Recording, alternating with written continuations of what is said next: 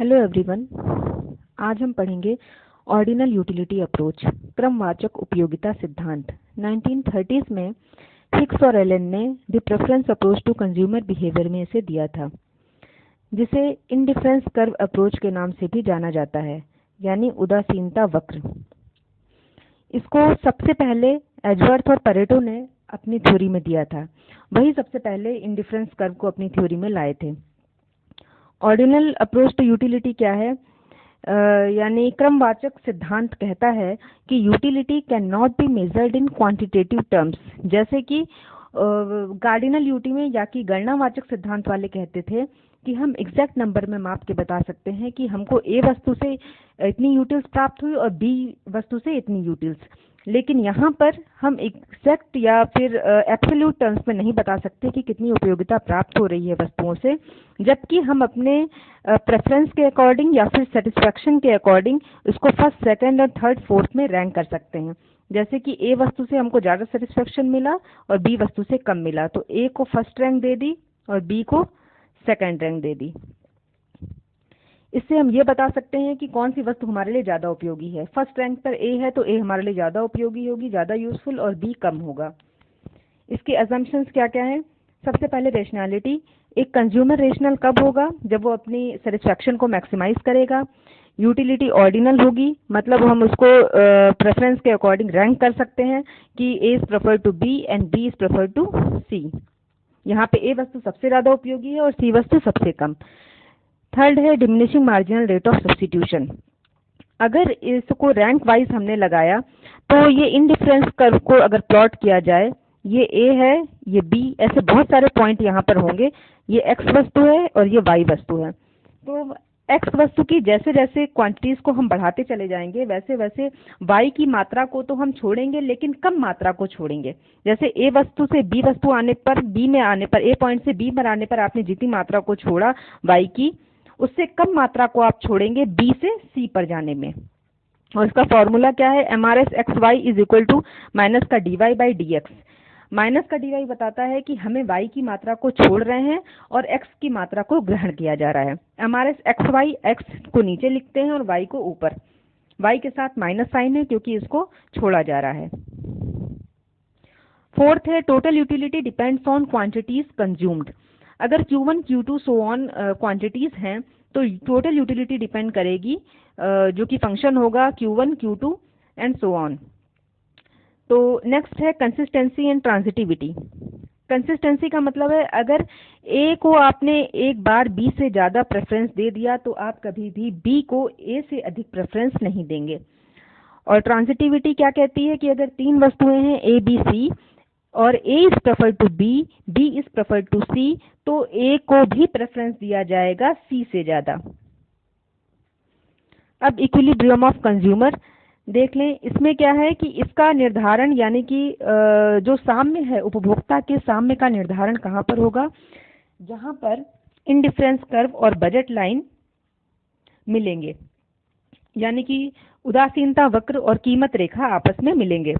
तो indifference curve यानी कि उदासीनता वक्र क्या होता है? It is locus of point of particular combination और bundle of goods which give same satisfaction to the consumer. मतलब अगर दो वस्तुएं हैं, एक एक्स है और एक वाई है, और ए बी सी डी बहुत सारे कॉम्बिनेशन होंगे गुड्स के जो कि उदासीनता वक्र पर प्राप्त होते हैं। एक अनंत कॉम्बिनेशन होगा, इन्फिनिटी। ए बी सी ऐसे बहुत सारे पॉइंट होंगे और हर पॉइंट पर एक्स और वाई दोनों वस्तुओं से मिलने वाली जो उपयोगिता है वो हर पॉइंट पर कितनी रहेगी? सेम ही रहेगी। Next IC schedule. अगर इंडिफरेंस कर्व को मापा जाए, मतलब हम उसको प्लॉट करें, तो कैसे करेंगे? अगर हम 6 कॉम्बिनेशंस को लें यहाँ पर, फर्स्ट, सेकंड, थर्ड, और एक्स की प्रत्येक मात्रा को बढ़ाया जा रहा है। यहाँ पर 1 2 3 4 5 6 हम देख रहे हैं, एक एक नंबर इंक्रीज कर रहा है, और वाई की मात्रा कम हो रही है, 20 15 11 8 6। और लास्ट में दिखाया गया है MRS को। MRS क्या कहता है? माइनस का D Y by D X. X को नीचे रखते हैं, एक्स की मात्रा को ग्रहण किया जा रहा है और वाई की मात्रा को छोड़ा जा रहा है। माइनस का साइन इसीलिए इसके आगे लगा है। तो अगर फर्स्ट कॉम्बिनेशन में क्या हुआ? एक्स की 1 मात्रा थी और वाई की 20 मात्रा। यहाँ पर हम ए पॉइंट पर देख रहे हैं। x की 1 मात्रा और y की 20 मात्रा है। फिर क्या हुआ, बी पॉइंट पर आने में, यानी कि जो नेक्स्ट पॉइंट है वहां पर आने में हमने क्या देखा कि एक अतिरिक्त मात्रा को बढ़ाने के लिए, यानी 1 से 2 मात्रा हुई तो हमने 16 से मतलब 20 से कितना हो गया, 15 हो गया। आपने 5 मात्रा को उसको छोड़ा, तो ये जो 5 क्या है, ये एमआरएस है। एमआरएस क्या बताता है कि x की प्रत्येक अतिरिक्त इकाई को ग्रहण करने के लिए y की कितनी मात्रा को छोड़ा जा रहा है। तो a से b तक आने में आपने क्या देखा कि x की 1 इकाई आपने बढ़ाई और y की कितनी मात्रा छोड़ी, 5। फिर b से अगर c पॉइंट पर आते हैं तो क्या होता है, सी पॉइंट पर आने में आपने देखा कि एक्स की एक अतिरिक्त इकाई बढ़ाई, 3 पर पहुंच गए, और वाई कहाँ पर पहुंच गया, 11 पे। फिर आपने 4 इकाई को उसको छोड़ा। फिर आप सी डी पर अगर आ रहे हैं तो देख रहे हैं एक अतिरिक्त इकाई यानी 4 पर पहुंचने पर क्या हो रहा है, वाई की मात्रा कितनी हो रही है, 11 से हो गई है 8, यानी कि 3। तो वाई की मात्रा जैसे जैसे एक्स को बढ़ाया चला जा रहा है, वाई की मात्रा हमारी कम होती चली जा रही है, ठीक है, और x की मात्रा क्या होती चली जा रही है, बढ़ती जा रही है। लेकिन हर पॉइंट पे जो x की जो मात्रा घटाई जा रही है, मतलब बढ़ाई जा रही है x के साथ में, तो और y की मात्रा कम हो रही है। लेकिन धीरे धीरे जो इसका प्रोपोर्शन होगा वो कम होगा। मतलब a से b तक आने में, जब a से b तक आए थे तो y की मात्रा को जितना छोड़ा जा रहा था उससे कम मात्रा को छोड़ा जाएगा b से c तक आने में, और उससे कम मात्रा को छोड़ा जाएगा c से d तक आने में। जैसे कि 5, 4, 3, 2, 1, हम धीरे धीरे देख रहे हैं कि y की जो मात्रा छोड़ी जा रही है वो धीरे धीरे क्या हो रही है, कम हो रही है। और स्लोप ऑफ इंडिफरेंस कर्व क्या बताता है कि at any point marginal rate of substitution, यानी कि स्लोप ऑफ इंडिफरेंस कर्व क्या होता है, माइनस का D Y by D x.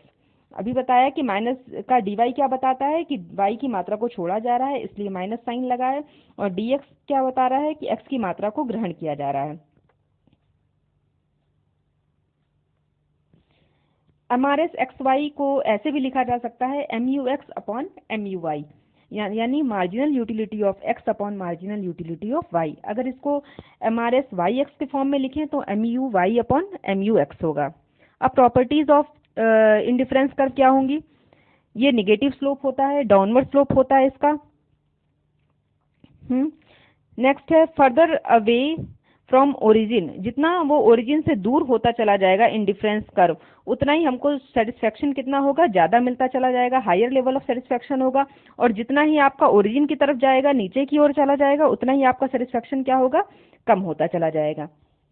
Next है कि indifference curve do not intersect, मतलब इंडिफरेंस कर्व अगर इंटरसेक्ट करेंगे तो वो डिफरेंट लेवल ऑफ सेटिस्फेक्शन दिखाएंगे। लेकिन हम इसका रूल जानते हैं कि इंडिफरेंस कर्व के हर एक पॉइंट पर आपको सेम लेवल ऑफ सेटिस्फेक्शन मिलता है।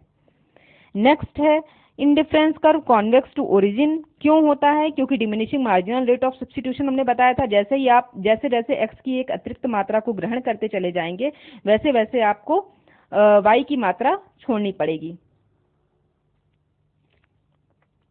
और y की छोड़ी हुई मात्रा x की प्रत्येक इकाई के लिए हर एक कॉम्बिनेशन में, हर बढ़ते हुए कॉम्बिनेशन में कम होती चली जाएगी। नेक्स्ट है बजट लाइन, इसको कहा जाता है रियल इनकम लाइन या फिर एक्सपेंडिचर लाइन या फिर प्राइस लाइन भी इसको बोलते हैं। बजट कंस्ट्रेंट, बजट कंस्ट्रेंट का मतलब है अगर हमारे पास टोटल इनकम y है और वस्तुएं हमारे पास कितनी हैं, x हैं और y हैं, तो हमारे पास क्या कॉम्बिनेशन बनेगा, y is equal to P X Q X, यानी पी एक्स है x वस्तु का प्राइस और क्यू एक्स है x वस्तु की आप कितनी क्वांटिटी को ग्रहण कर रहे हैं, plus P Y Q Y, यानी जो प्राइस है y वस्तु का इंटू क्वांटिटी y वस्तु की इज इक्वल टू y के हो गया। y जैसे जैसे बढ़ेगा ये बजट लाइन शिफ्ट करती है आउटवर्ड, और y जैसे जैसे कम होगा, इनकम आपकी जैसे कम होगी, वो ओरिजिन की तरह आपका शिफ्ट हो जाएगा। ये बजट लाइन बनी कैसे, सपोज अगर आपके पास दो वस्तुएं हैं x और y को यहाँ दिखाया है, x अक्ष को नीचे दिखाया गया है।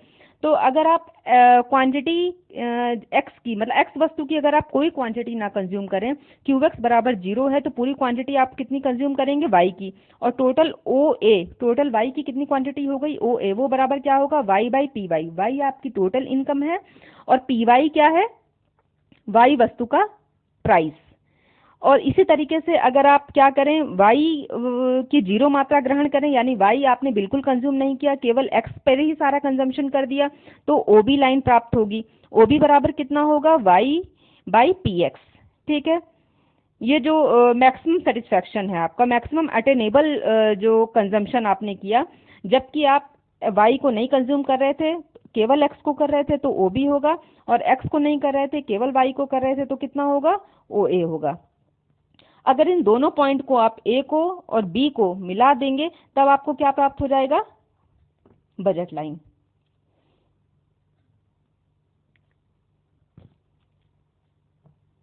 If we join these points, we get budget line, or any allocation of income y between x and y commodity would lie on the linear line AB।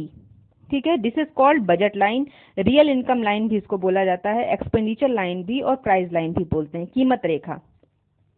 Slope of budget line क्या होगा, OA by OB।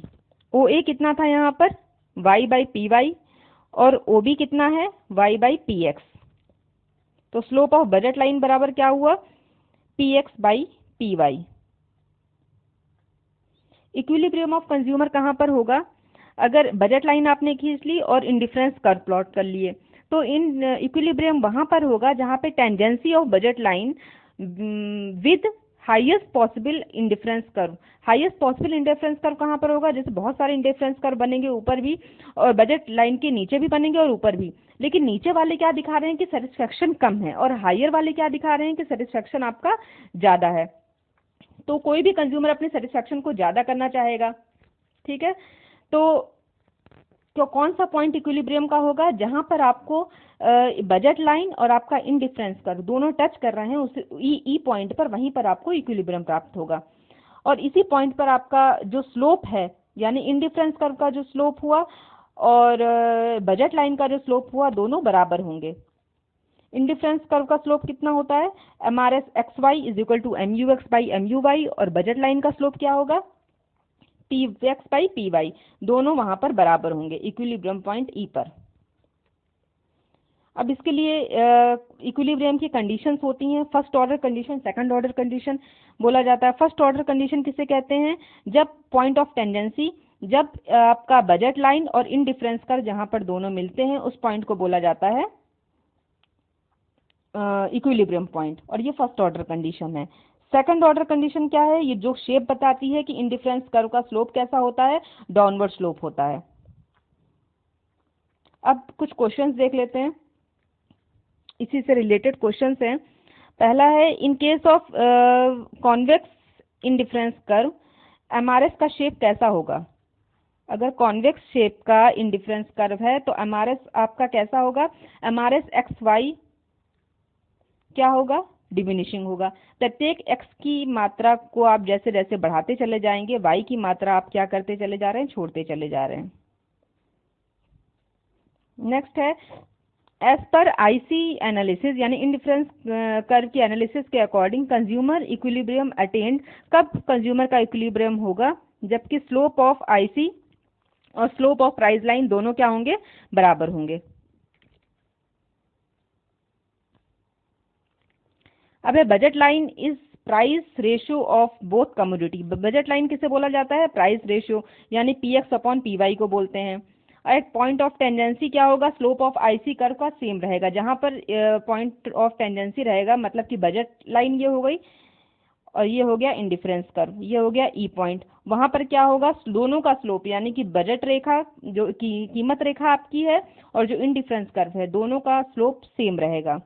When a consumer consumes two goods X and Y, he will attain equilibrium। कब वो attain करेगा, जब MUX upon PY is equal to MUY by PY। और इसी तरीके से अगर और कमोडिटी होती, MUZ बाई PZ, मतलब मार्जिनल यूटिलिटी और उसके प्राइस के अनुपात के बराबर।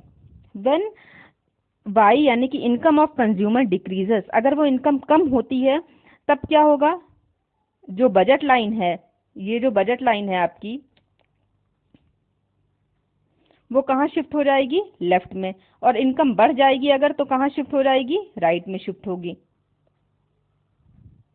नेक्स्ट है, what will be shape of indifference curve when it slopes increases concave to origin.